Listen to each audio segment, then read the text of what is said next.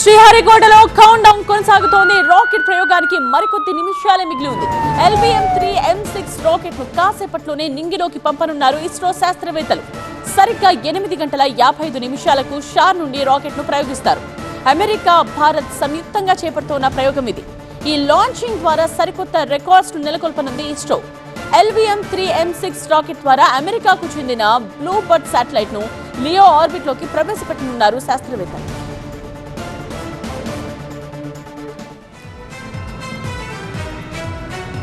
అక్కడే ఉన్న మా సీనియర్ కరెస్పాండెంట్ మురళి లైవ్ లో మరింత సమాచారం అందించడానికి సిద్ధంగా ఉన్నారు.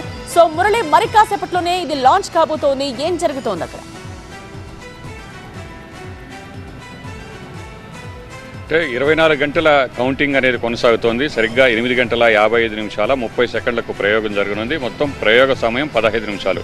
అంటే రాకెట్ ఒక్కొక్క వాహక నౌకను బట్టి 3 దశలు కొన్ని రాకెట్ల ప్రయోగానికి సమయం పడుతుంది, మరి కొన్ని అయితే 4 దశలు పడతాయి. అయితే LVM-3 భారీ ఉపగ్రహం, అందులో ఇది ప్రయాణించేటువంటి దూరాన్ని బట్టి ఇది 3 దశల్లోనే ప్రయోగం అనేది పూర్తవుతుంది. సో 3వ దశకు చేరుకున్న తర్వాత ఉపగ్రహం రాకెట్ నుంచి విడిపోయి నిర్దేశిత కక్షలోకి ప్రవేశపెడతారు ఇస్రో శాస్త్రవేత్తలు. సో ఇందుకు గాను 15 నిమిషాల సమయం పడుతుంది. అయితే ఈ రాకెట్ ప్రయోగం గతంలో ఇస్రో చేసినటువంటి ప్రయోగాలతో పోలిస్తే చాలా ప్రత్యేకతలు ఉన్నాయని చెప్పాలి. సో అమెరికాకు సంబంధించినటువంటి భారీ ఉపగ్రహాన్ని అంతరిక్షంలోకి పంపబోతూ ఉన్నారు. సో ఇప్పటి వరకు కూడా భారీ ఉపగ్రహాలను ప్రవేశపెట్టాలంటే అది భారత్ అవసరాలకైనా సరే ఇతర దేశాలపై ఆధారపడేటువంటి పరిస్థితి.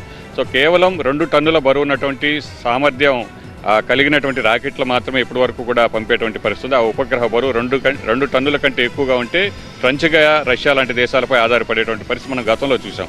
కానీ ఇస్రో ఇటీవల సొంత టెక్నాలజీతో భారీ ఉపగ్రహాలను కూడా ప్రయోగించేటువంటి టెక్నాలజీని సొంతం చేసుకుంది. ఆ తరహా రాకెట్లను కూడా తయారు చేసింది.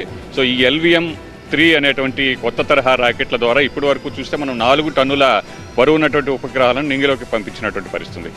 అయితే ఈ ప్రయోగం ద్వారా మరింత బరువు కలిగిన, అంటే 6.5 టన్నుల బరువు కలిగినటువంటి ఉపగ్రహాలను తొలిసారిగా భారత్ కక్షలోకి ప్రవేశపెట్టబోతోంది. సో ఇది ఒక పెద్ద రికార్డుగా చూడాల్సినటువంటి పరిస్థితి. భవిష్యత్తులో మనకు అవసరమైనటువంటి ఇంటర్నేషనల్ స్పేస్ సెంటర్ తరహాలో భారత్కు సంబంధించిన ఇండియన్ స్పేస్ సెంటర్ను అంతరిక్షంలో 2035లో ఏర్పాటు చేయబోతుంది. సో అందుకు అవసరమైనటువంటి సామాగ్రిని అంతా కూడా ఈ తరహా రాకెట్ల ద్వారానే ప్రయోగించేందుకు ఇస్రో సొంత టెక్నాలజీని రూపొందించేందుకు కూడా మనం చెప్పొచ్చు.